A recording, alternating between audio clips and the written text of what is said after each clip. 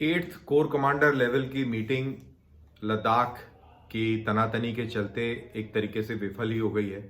जिस तरीके से स्टेटमेंट आए कि पीस और ट्रैंक्विलिटी जो है लाइन ऑफ एक्चुअल कंट्रोल के ऊपर हमारी दोनों सेनाओं को बना के रखनी चाहिए, कोई ऐसी कार्रवाई नहीं करनी चाहिए जिससे टेंशन जो है बढ़े और एस्केलेट हो।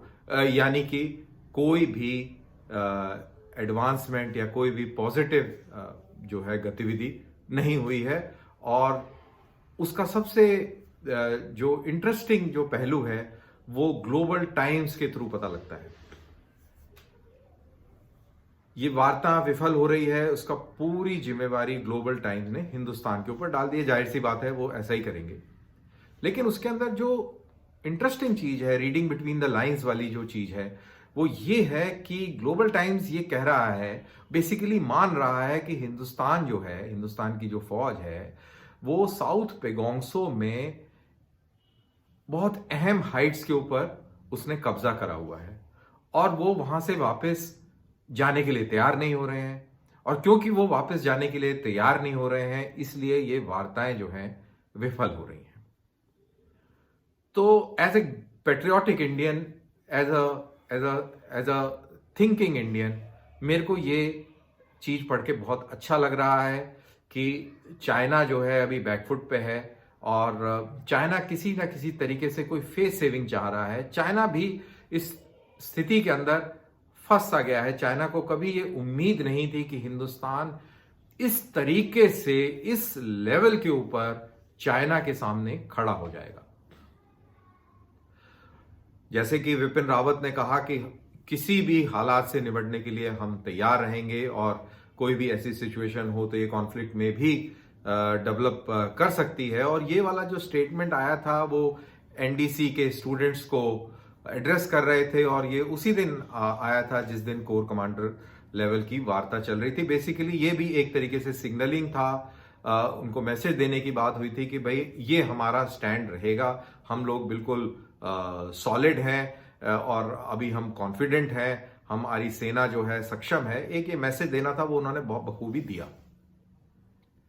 और जैसा कि आपको याद होगा कि 29-30 की रात को हिंदुस्तान की फौज ने मोल्डो गैरिजन को डोमिनेट करने वाली जो पहाड़ियां थी कैलाश रेंज की, उनके ऊपर जाके कब्जा कर लिया था। ये शब्द कब्जा बोलना ठीक नहीं रहेगा, इसको हम बोलते हैं कि वहां पे जाके उनको ऑक्यूपाई कर लिया था, लेकिन एक्चुअल में देखा जाए तो वो कब्जा ही है। तो चलिए कोई बात नहीं, ऑक्यूपाई बोलते हैं हम। तो वो हिंदुस्तान की आर्मी ने इन हाइट्स को ऑक्यूपाई कर लिया था। इसके चलते वो मोल्डो गैरिसन के जो डिफेंसेस थे और वो कमजोर पड़ गए और कमजोर पड़ने के बाद में चाइना का जो स्ट्रेटेजिक इंपॉर्टेंस है वो कम हो गया।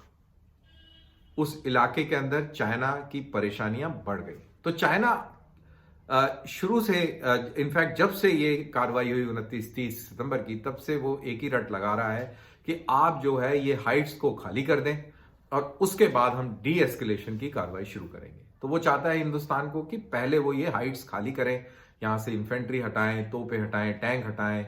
और ये हिंदुस्तान को मंजूर नहीं है, क्योंकि हिंदुस्तान की जो अभी सिचुएशन है, जो टेक्टिकल स्ट्रेटेजिक सिचुएशन जो लद्दाख के अंदर है, वो इस समय बहुत बहुत स्ट्रांग है और हिंदुस्तान इस स्ट्रेंथ को खोना नहीं चाहता है। और ये चीज जब मैं ग्लोबल टाइम्स के थ्रू मैं पढ़ता हूं, रीडिंग बिटवीन द लाइंस करता हूं, तो मुझे बहुत खुशी होती है।